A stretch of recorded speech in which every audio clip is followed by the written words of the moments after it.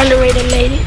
Young, black, and gifted. We do it for the culture. Say it again. What that look? Underrated made it. Shit just don't feel the same, so I don't pump no more. But I still feel my youngin' pain at the corner store. I'm from the old Dodge, nigga, and the new Dodge. When you could walk down the street, get shot, this shit is too loud. They only become your enemy when you give them that energy. I'ma make niggas remember me since they wanna envy me. No such thing as a team if you ain't got the chemistry. Fast lane Keith Dave like Ginobili and Timothy.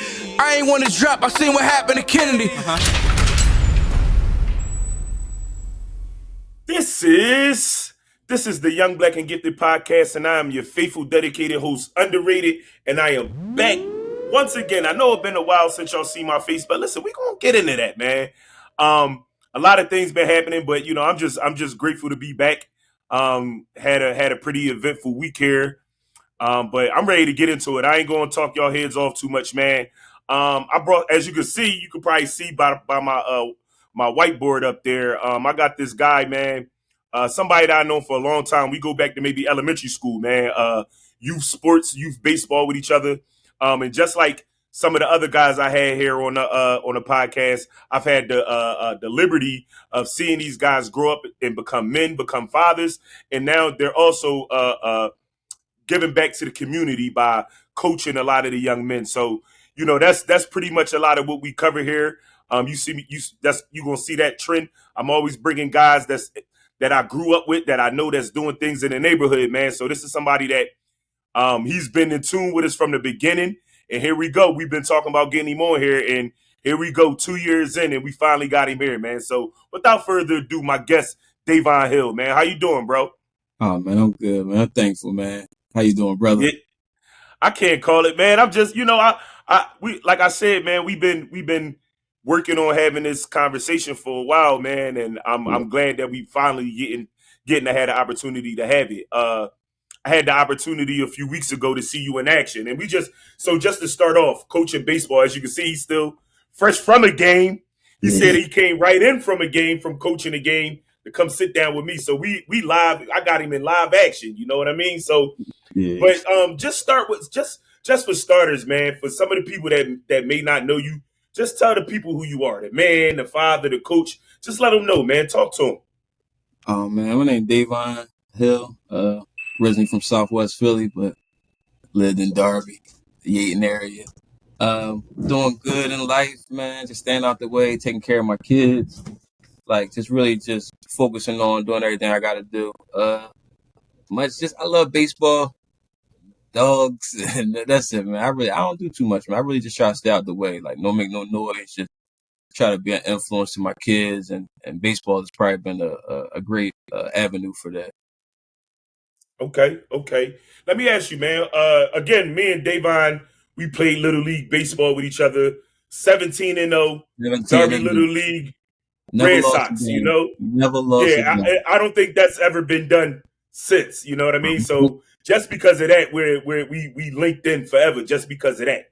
But tell me, who or what inspired you? How did you get introduced to the game of baseball? Oh man, Coach Dennis. Like you know, that was really the only. We used to play like on the four corners outside, just throw the ball. I used to, kind of hit good, throw it up, hit it over the roofs and stuff. So when I started Darby Little League, it just made me like, okay, now I actually want to try this. It's organized, and we had such a great coach. He really instilled so much in us. Like, really was toward us patience and loved the game and don't chase pitches. Like, it was a lot of different metaphors that he taught us that I still to this day use. So I really give a big up to him, man. I really man. Shout out to Coach Dennis. I ran into him maybe probably like 6-7 years ago in the Wawa, and he didn't notice me at first. So I'm like, so I went to go walk by. You know, in Wawa, it's like an unwritten rule that you hold the door for people. It's just something that people do. It's a courteous thing. So I'm like holding the door. Then I said, Coach Dennis, then he looked at me, he said, Davone? I said, no, it's Eddie and shit, right? But see, you played for him 2 years, right? Yeah, 2 years in a row. He actually only played for him. Yeah, I only played with him that 1 year. But once I told him who I was, he remembered me, and he said, I told you, man. Didn't I tell you was going to always remember that? And I'm like, yeah, that's crazy. And he had brought up his son. His son is Mikey. And Yeah. at the moment, I couldn't remember who he was. It wasn't until I went back to the photo that I remember who he was. But I'll just say, like, for me, being introduced to the sport, again, I'm originally from West Philly, so I had got introduced to the sport like right before I moved out Derby. I moved out Derby around the age of 10, so we talking about like 97. Yeah. And one of my neighbors at the time, as a matter of fact, if you're familiar with Brandon Downs, remember his brother Russell Johnson? Remember Russ? Yeah. They used to live over Russell. on 3rd Street. Yeah. They mom, Miss Donna was her name, and then my next door neighbor, Miss Kim, rest in peace. They was running the little league, the baseball league, B Downs. I knew B Downs and all of them before I moved out Derby, but they were running the baseball league right over on Cobb. What's that, like 63rd, I guess 63rd, 62nd in Baltimore, right around the basketball courts, right before you start coming in the county. Yeah. So that was my introduction to it, you know, and then obviously coming out in the county, you know, being in the neighborhood, just like you, we even did that together, like you said, using the four corners of the street as our bases and all that stuff, right? And again, I gotta shout out Kenny and Josh, man. I have to, man. Just on the strength. I was at their house every day with that baseball thing. I'm at they knocking on their door 9 o'clock in the morning. We playing baseball from 9 a.m. to 9 o'clock at night. That's just that was our lives, man. I used to ride my bike from over there, meet y'all over the bridge in Cowin, spend all day in Cowin. Like, that's what we did. That's what we did. Shout out to them, man. So just like you, I was introduced to the game young. Let me ask you, right? Again, you spoke about being a father, and just, you know, that importance for you, right? And we'll dive a little bit more into that. But what would you say, like, what was the impact? Talk a little bit more about the impact the game of baseball had on you, like, now that you're older, right? And you kind of like look back and you've had the opportunity to get acquainted with the sport over the years. What would you say the impact has been like that the sport has provided to your life? Definitely provided structure, taught me camaraderie, being a team player, being patient. Patience is, man, I'm an Aries, so I'm very impatient. Like, so to get and where I am now, the fact is, like, I, you know, just really look back at what was taught to us in baseball. Like, don't rush the plays. You don't panic. You know, you can get a ball hit to you and you ready to throw somebody out, but you panicking because you don't think you're going to make the play. Like, it teaches you so many fundamentals that, like, I really still use, but most importantly, definitely patience. Like, you patience is a virtue. You can't do anything without it. So, yeah. I would say, like, I'll just share this short, Joe, with you. So one of the things I learned through baseball, I actually learned, again, I talk about playing with Russ. I knew Russ was on my team my first year I ever played. I was about 8 years old. And we played, they called it coach's pitch. So our coach, he didn't do T-ball. They didn't have a machine. Our coach basically overhead pitched the ball to us. Yeah, so I say we was maybe the third best team. We were called the Giants. We was maybe the third best team. And we made it to the championship, and we were playing the best team in the league. They were called the Yankees. And again, we from, you know, you from around the way, you from the hood, so you know how rough it can be, right? So we playing the Yankees. They talking, man, big shit to us. Y'all ain't going. Y'all don't belong here. Y'all might as well just give us the trophies now. You know, talking all this crazy stuff to us. And again, like you said, our coach at the time, he just told us to just play the game, have fun.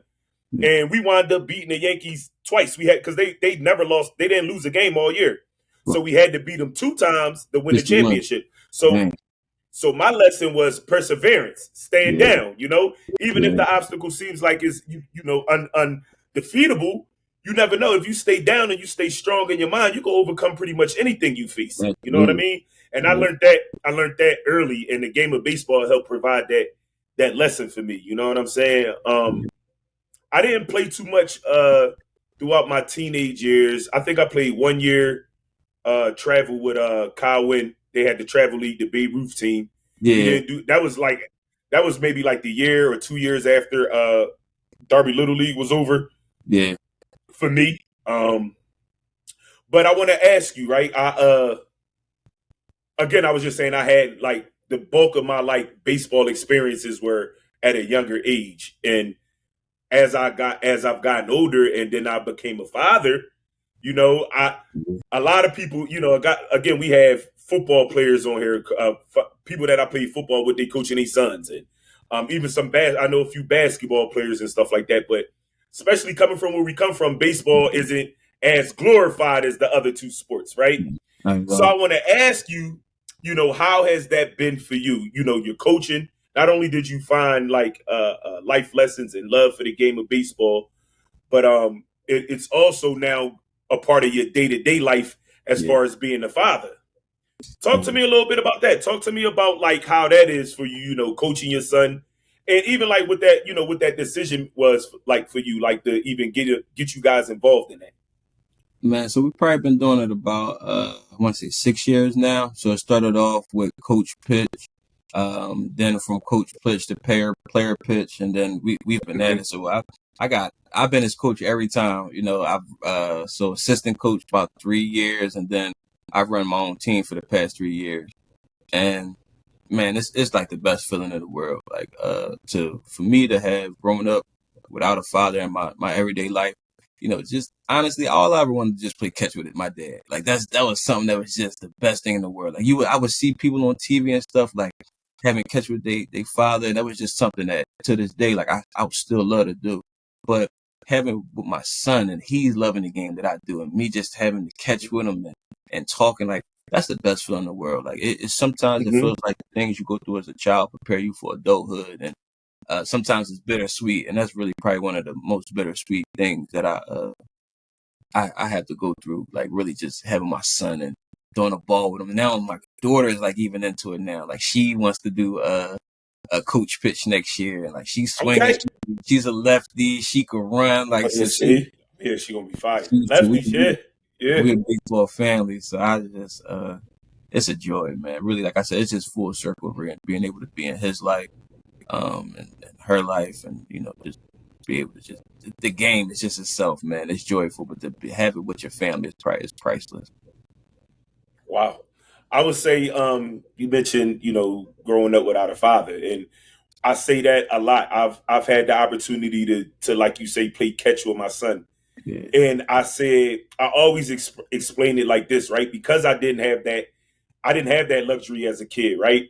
But to be able to relive it, like you say, a full circle moment, and be able to live it out, is almost like I'm doing it twice, if that make any sense, right? It's like I'm still who I am, so I'm still getting the experience, but I'm the father, but I'm still me though. I'm still that young boy that didn't have a father too. I'm reliving your childhood every time you throw it to him. That shit crazy. It's like you filling a void in yourself that you didn't have. Like, you know, it's been empty for years. When you just that little ball, wow, like this is something I've always wanted. So I'm telling you, it's the best feeling in the world, man. Like you sometimes you think like, damn, like why did I go through that as a child?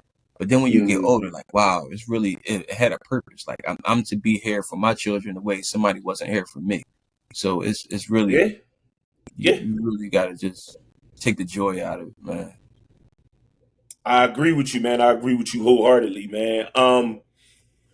What would you say some of the challenges have been, you know, with coaching, being a dad, being a father coach? What are some of the challenges you faced? Oh man, time management. I could be anywhere like on typically a Monday. I'm working all day.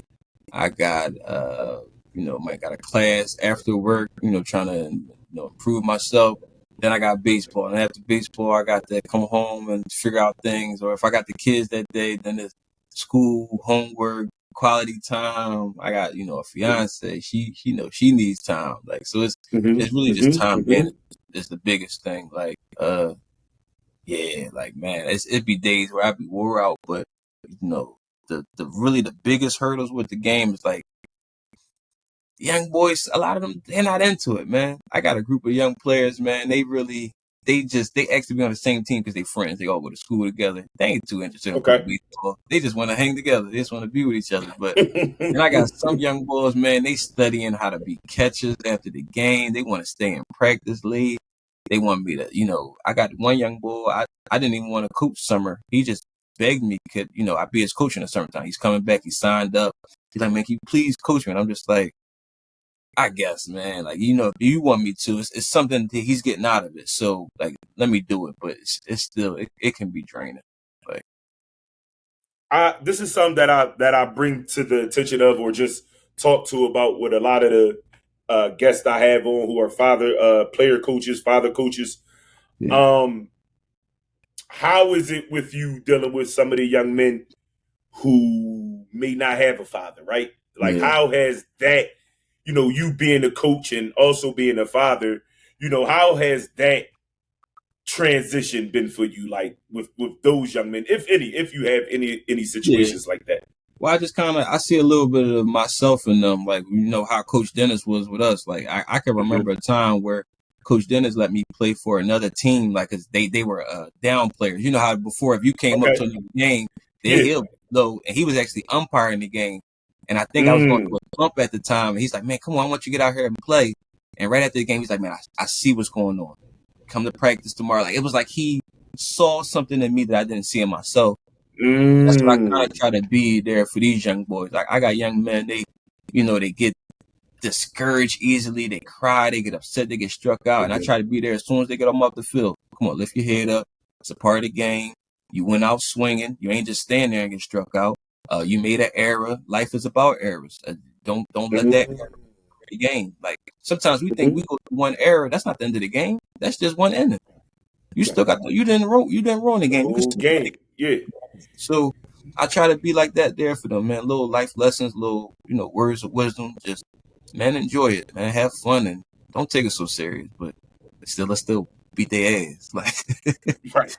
What age group do you got? What's the the age? I got 8, 9, and 10. Okay. And your son is how old? He's 10. 10. Okay. All right. Cool. All right. So that's pretty much covering the game of baseball.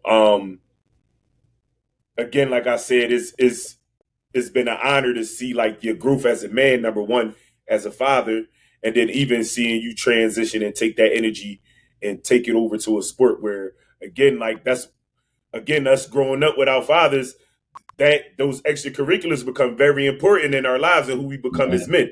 You know what I mean? So seeing you take on a leadership role in that world, I'm proud of you for that. You know what I mean? And I'm glad to say that I know somebody that's willing to take on such a role, a task. Yeah. So talk to me a little bit about in our private conversations, you talked a little bit about, like, your occupation, I'll say, right? Yeah. Talk to me a little bit about how maybe even that has factored into what you do on a day-to-day and who you've become as a man. Got you. So right now I'm a service coordinator for the government, but previously for probably about 6 or 7 years, I was a social worker, basically for a subsidiary of the Department of Human Services, dealing with like adoptions and foster care and things of that nature. That's probably one of the most bittersweet jobs in this world. Sweet because you get to, remove children from abusive situations, be able to help them get them adopted. I've done so many amazing things, but then it's also bitter because, man, you see the abuse, like you see the trauma, the incest, the way that the system works, man. Like, you got people that falsify visits, that do all kind of things, and I feel like COVID was it was a horrible time for those kids because schools were some of these kids' safe havens. Like, where were they coming? School was the only place that they can come escape their abuser. Like, so when that lockdown happened and these kids were mostly in the home, reporting went down, I think almost like 50%. Like, people weren't even calling in the hotline saying these kids were being abused because they weren't around mandated reporters anymore. So man, it was probably one of the most bittersweet jobs, but it was amazing. I've had amazing experiences to the point where I had a young boy, after he got adopted, he changed his, you can change your whole name after you adopted. He took my first name as middle name. Like, so all for the rest of his life, he'll always have Davone with him. And I didn't ask him to do this. He really requested. His foster mom would call me, like, how do you spell your name? And it's probably one of the best experiences ever. Like, Word. young black boy with a, predominantly white family and just really everything he's come from. Like he's doing amazing. So you see so many different pictures in that field. How much has, your life, your upbringing, how much has that we talked about baseball, but I just listened to what you said, and that's a heavy job to have, and you got to be strong minded, you got to have thick skin to be able to do that consistently, because like you said, some of those conditions that'd be tough to experience on a day in, day out. But I want to ask, like, how much has, like, your personal experiences catered to your decision to get in that field, or just tell me what it was that made you decide to get into that line of work. Shit, Albert, you know Albert, Okay, man. Lane. Okay, shout out, Man, yeah. That's how my man. Listen, when Albert get a new job or something, he put your boy on. He come on over, Word. like so. Okay, It really just was transitioning from. I was a communication specialist for the department, University of Pennsylvania Hospital, basically making the calls over the loudspeaker and stuff, and then transition to social work. And at first it was just, man, I'm a ambitious person. I want to work, something need to get done. But then really seeing the scope of the work in which we do, and it was the best feeling in the world. Like my grandma has told me to quit several times. She's like, baby, I don't know how you do it. You're gonna kill yourself. It's too stressful. But it was just the freedom. When you work from home and you got days off hybrid, I love that. But then also being able to be there for these people. Like I heard a good quote. It says, when you grow up, be the person that you needed as a child. Like, so I was always trying to be there for them. Like it wasn't like somebody was trying to abuse me or something as a kid, but you get put in situations where you're a child in an adult environment. So it's like, let me try to be there for these kids, navigate them. You don't gotta smoke weed. You ain't gotta drink. You ain't gotta hustle. You go to school, be a kid, like live your life. There's so many different avenues and ways. So it's just really just trying to be there for them, that I needed somebody to influence me and tell me go to college and shit. Like, man, that's. Can you see that? That's just the irony of our conversation. Coach Al, man, listen. That's crazy. I just looked down at my phone and he popped right up on my phone. That's crazy. Ain't gonna live a long time. Yeah, that's crazy. Live in the moment. Yeah. But that's very, again, honorable and noble of you, because it takes a special kind of person to step in. Not only because we ourselves, we may deal with a lot of things within ourselves. So to be able to be somebody for somebody else that's not even, connected to you. Even you spoke about the young man who, because of the way that you were able to help him, like, you may have been the first, example of a man to him. You know what I'm saying? Yeah. And it's a wonderful thing. And again, like I said, for me, growing up without a father and not really having too many mentors or OGs, and I'm still navigating through this life and trying to figure it out. You know what I mean? Like you said, the things you go through in life, I mean, as a child, to prepare you for the things you're going to deal with as an adult. Yeah. And I agree with that for sure. You don't understand, like as a young boy, we're creatures of the things we see. That's why you see, like, predominantly in a black neighborhood, everybody want to be like the hustler. You want to be like the person that you see so often. It's like, if we're not getting these mentors and these people who want to be teachers to us, how are we ever going to learn? How are we going to be different? Like, so it's like, it really does too. Like I said, it takes a village to raise a child. I blame it on the old heads. If your old head ain't giving you no game, you're not going to have no game. Like, yeah. And it takes, like I said, and it's hard enough. So when you don't have the proper structure or guidance, it becomes a little tougher to navigate life. You know what I mean? So to have certain programs and people in place to help you with that is a blessing. You know what I mean? So shout out to you for that, man. What else did I want to say? But anything else concerning the job? Because I know, again, that's something that I know you said you wanted to pull out. Yeah, man. I just, listen, if you see something, say something, man. Like, it's so much abuse going on out here. And if you have any inkling or, feeling that some child is going through something, like, even if you're wrong, like, it's better to report it than not at all, man. Because I've seen so many horrible situations to the point where I am probably overly paranoid when it comes to my own kids because I've seen it happen. It's like you can't take your eye off kids. You can't let anybody watch your kids. You can't let your kids just go anywhere, view anything on social media. It's so many pitfalls for these kids nowadays. So that's probably really my biggest message. Just, man, be vigilant. Like, don't just let your kids just see it or do anything. Like, because it really has a lifelong effect on these kids. Wow. Some heavy stuff, man. Talk to me a little bit about your education. I heard you say that you did do some classes here and there. You definitely got the work experience, but talk to me a little bit about your education. Oh yeah, well I have a bachelor's in criminology from Indiana University of Pennsylvania. Graduated Okay. 2012. Still try to take like the Harvard free classes and stuff that they have online. Just something like get some certificates to say my name in Harvard. So that's cool. That's like really like I'm like wow, because not to say that I didn't expect that from you. No, you're absolutely right because I didn't expect it from myself. Shit. It's just crazy. It's crazy. Even when I guess when I found out that you went to college, I'm like, dang, yeah. I didn't even take my SATs because honestly, I really thought I was going to sell drugs my whole life. Like I really had a whole. I'm telling you, okay, let's get into that was it. Okay, the whole my mindset. Everybody else, come on, man, be a kingpin, do this, do that. We got plugs down here. We got it for this number, this and that. Like the street mentality. And then what switch was a lot of my friends and family members got Fed time. No, Fed time ain't regular time. Yeah, no, that's not regular. Right it's not regular jail time, man. Yeah. Jail time. So this is right on the cusp of when I'm graduating from high school, and I don't have no plan. I didn't got my diploma, and now I'm just sitting there, don't know what the fuck to do. So I end up going on a college tour, well, just college. Rode up to college with my man Will Whip, and man, it was life changing. Kids have freedom, doing what you want. When I said I went home the next week, I applied in the DCC. I went to Delaware Community College for probably like a year and a half, got all my transcripts. I did everything myself. Like, and even my grandma, I tell you to this day, she would say like, baby, I don't think you can do it. Like, you know, cause some people going to tell you can't do something that they've never seen anybody else do it. She ain't never seen that. I understand that. Yeah.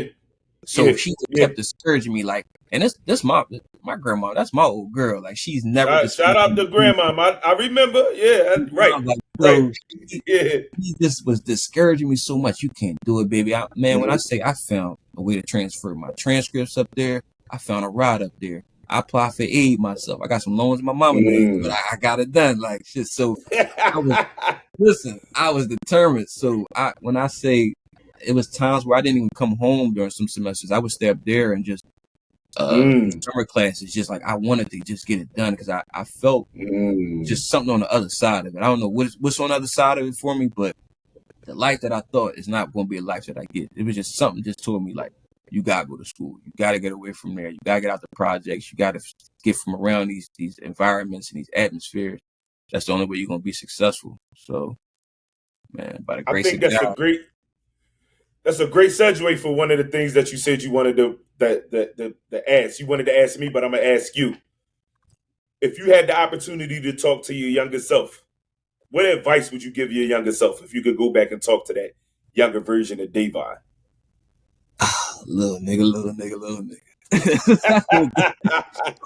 Put to the side, like, bruh, man, really, your attitude determines your latitude. Like, if you think negatively, you're going to get negative. If you think positive, you're going to think positive. Life is like they say, like, as a heartbeat. If you on one level, you flatline, you dead. But life is about a series of ups and downs. You're not just going to be on one level because then you're going to be dead. But it's just like that heart rate. You're going to be down sometimes, you're going to be up. It's going to bounce back and forth. But that's how you got to adapt. Like, you can't.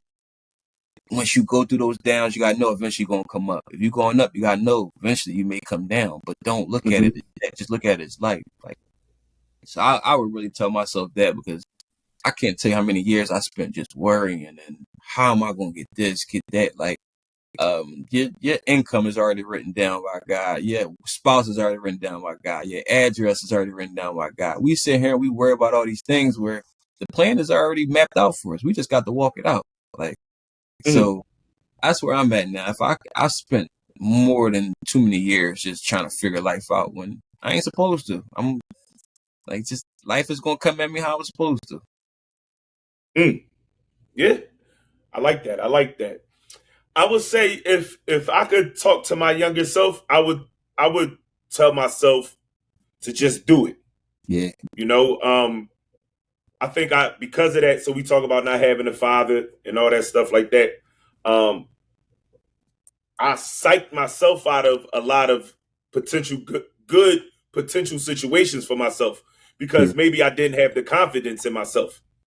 You Yeah. know, I played basketball, football, baseball, all that stuff, and I never, I had to. It took for me to actually see for myself that I was good to know that I was good. But even so, right? I hit those teenage years, that age group I'm talking about, that 16, 17, where you think that you're a man now. And, it's just my mom, Yeah. so now I start getting involved with the wrong crowds, Yeah. I stopped playing sports, and a lot of it was not only from lack of structure from not having a father, but lack of confidence for that I would need in order to be a leader. Yeah. If the crowd was this way, I thought it was necessary to be around what the crowd was doing. I didn't have enough confidence as my younger self to be the leader that I know I am today. It That's took for me it. to Yeah. go through life to realize who I was. But I would tell myself just do it. I'll share this little quick story with you. I've shared it before on the podcast. So in high school, I get into it. I get into it with I won't name the guy, but he's probably somebody that you know from the neighborhood. He was bigger than everybody else, and he thought he was a bully, but he was really soft. He just was bigger than everybody, right? Right. So I get into it with him, and I didn't back down from him, but everybody was like, holding me back. Hey, what are you doing? You acting crazy, like he gonna kill you. And I said, man, I'm talking my stuff. Ain't nobody scared of him. Right. It took like 3 people to calm me down, right? So later on that day, at lunch, one of the wrestling coaches came to me and tried to scout me for the wrestling team. Mind you, I'm like 16 or 17, right? Yeah. And that was another thing too. That was another John that I loved wrestling when I was a kid, right? What West? Yeah, this is high. This is probably like 10th or 11th grade. This is in high school. So he like, I seen that aggression and that heart that you had. Why don't you come play why don't you come try out for the wrestling team? I straight told him no, but you know why I told him no? Because all I thought about was the spandex and all that. Yeah. Our niggas not going. But see, that's what I'm talking about. I was on the wrestling team in Fenway West. I had matches and everything. I should have been kicking it with you more. I should have been. Yeah. We like as we got older, we went our separate ways. We had that area like in our pre-teen years, early teen years. But as we started getting deeper into the teen years, we kind of like went our separate ways. But I say that to say, like, knowing what I know now, I would have went out like right then and there. I would have went out for the wrestling team. You know what I'm saying? And I just think I didn't have it. I thought I was in my mind. I thought I had it figured out. I was cool, like you said, trying to be a part of the crowd and all that stuff. And that wasn't what it was. That wasn't what it was. You was a leader, and I don't even think you realized it, man. Look, I'm gonna tell you this one story, right? I got in trouble one time, right? And like criminal wise, like I was a young boy, but I think this was around the time you was in Lama. So I'm thinking to myself, like, yeah, this like Penwood West days. Right, listen, so I'm thinking to myself, like, damn, if I get locked up in Derby, I go to Lama, Ed and Lama, so I can go to Lama. If I get locked up in Philly, I'm gonna be tripping. Well, why I called the cops on myself in Derby, like, listen, I got this stuff on me, come get me. I'm thinking they gonna send me to Lama. Listen, why these niggas let me home? They took me right to the police station right behind Penwood West. My grandma come to the police station, let me out. I said, damn, I thought they was about to lock me up. I'm trying to go up. Listen, my grandma. Long story short, my grandma lied. They ain't had nothing on me in Philly. She talking about they taking pictures of you selling drugs, this and that. I said, oh man, I'd rather be locked up out here. I called them, man. They ain't even locked me up, let me out. I'm thinking like, this nigga, he ain't even in Lama no more. Friday. He said he was trying to control the way that it went down. I was. When she said, man, they got pictures of you out there on Greenway selling drugs. I said, oh, no, man. I called my little shorty at the time. I said, listen, baby, I'm about to go down. I'm about to do some push-ups. I'm thinking, like, you know, you had this foolish mindset as a kid. So man, I called. Absolutely, you did. Nigga, it was about 5 or 6 cops came to my front door for like 2 bags of crack, like just because I'm just trying to like get out the situation, but not knowing like, man, that's probably one of the best things ever happened to me, man. Got a job, went on probation, like changed the trajectory of my life. So sometimes you cut off your nose and spite your face, not knowing that all things were good to those that love God. So it all has a way to work itself out. I just wasn't meant to get the llama. Right. Yeah, no, that was that's not a place that you want to be. You know now, but I know now. It ain't no place you want to be, man. You made it seem like it was fun. You was trying to go back. You was kept going back. Yeah, kept going back. They give you cookies. They give you cookies, bro. Like, yeah, nah. Yeah, I said, yeah, it must know something. I ain't doing it. I'm chilling. I ain't going back.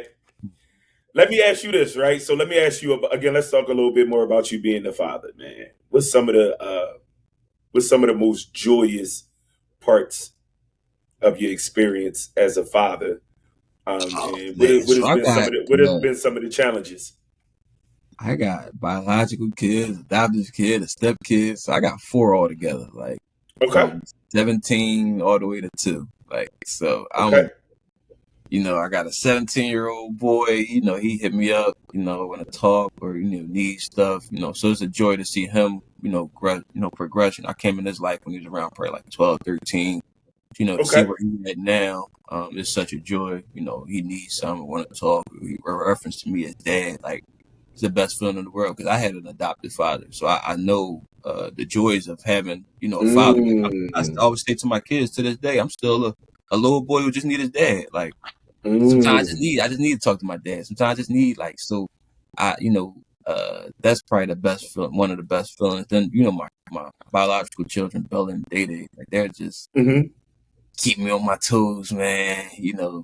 It's just a joy being able to see them throughout the week and baseball, home and stuff. And just seeing yourself and your kids too, that's probably another joy too. Like my son looks identical to me, but my daughter acts just like me. Like she has my personality.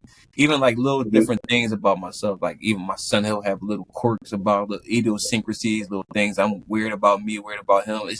It's amazing how hereditary and the genes are like just like that.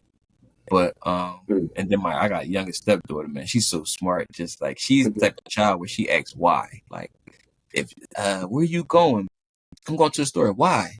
I gotta get something. Why? Like it's just constant. It's just like that's a sign of a genius. That's a sign of somebody who's like really those who questions will attain answers. Like, type of mind that she's going to keep asking until she gets it. And that's probably like one of the best things as well, being able to be around her and her growth stage and where she's like a sponge just soaking it all in. This lifestyle lit, man. I'm loving it over here, man. It's your love. Look like I can see it. It's coming through your pores, man. Glowing over there, man. Yeah, man. So before we cut up out of here, I want to ask you, since you just mentioned your children, what is something that because maybe they'll have the opportunity to see this one day. Maybe if not sooner, maybe later down the line. What is some advice or what is something that you want to say to them in this moment, after, telling your story and, revealing things about yourself that they may or may not know at this point? What is something that you would want to tell your children? Or something, they got this a message from the grave or something. Like I'm trying to tell them. All right, well, look. If you seeing this, that means I'm dead. All right, so listen.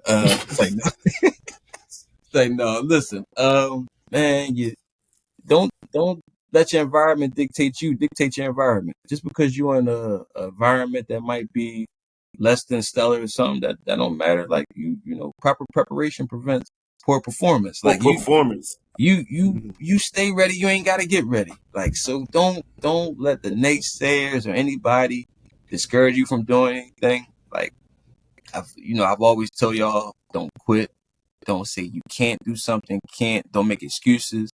Like just keep going. Like don't give up. Like it's many times where I wanted to give up, but if I'd have known now then what I know now, is just keep fighting and don't give up. It always works out. Like I'm Muslim, but Romans 8:28 in the Bible says all things work for good for those that love God. So If you just trust the process, it's gonna work out. Like just that's all you gotta do. Just trust the process, work it out, and walk it out, and it's gonna work out.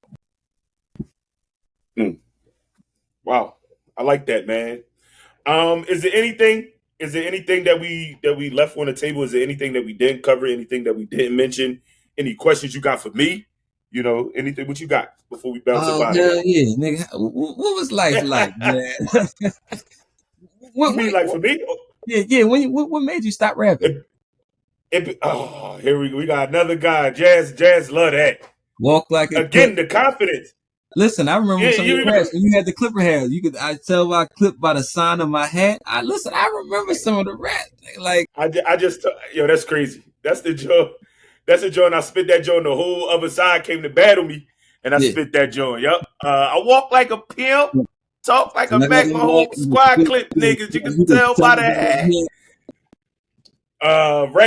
Rapping with Coop in his basement, man. Those are the days. Yeah. I want to say for real, life. Part of it is I'm not gonna say that I didn't have the confidence because I did reach a certain point where I felt like I was good enough. Yeah. Maybe again not having the right people around me, maybe.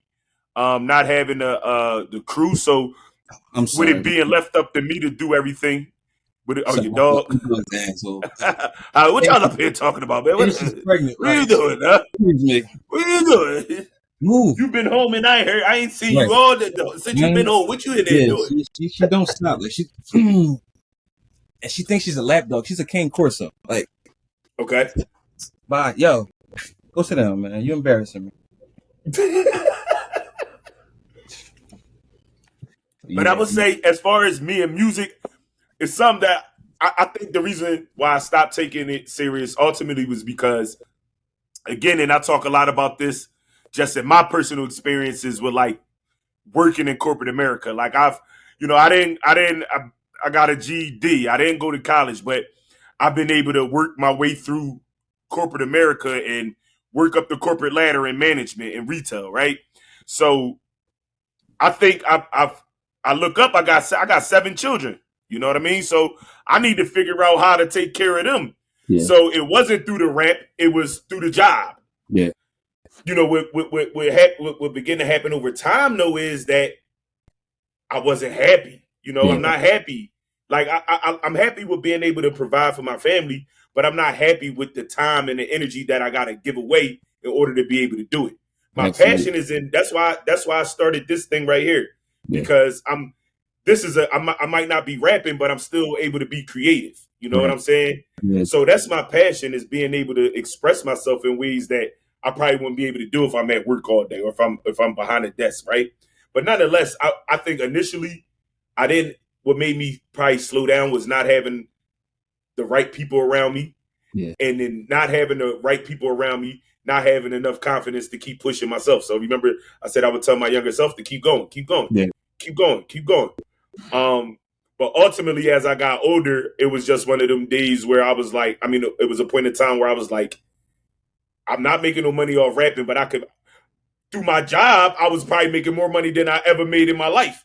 Right. So why wouldn't I do this? You know what I'm saying? I could take the kids on vacation. I could, take the girlfriend out for a date. I could buy clothes, all the regular stuff. You know what I mean? Why would I try to do something different when I can do this, right? But again, like I said, I hit a point in time where it wasn't pleasing to me. It's not pleasing to me anymore. And again, like I'm just saying, like in terms of like retail, like I got a decent resume. So any like big time retailers, they see my resume, they'll be willing to hire me. You know what I'm saying? But it's like it's so much of your personal self that you gotta sacrifice in order to be able to be successful in that world. And I've done it before. Yeah. It's not like I've never done it. Like I've done it, and it's just like tiring.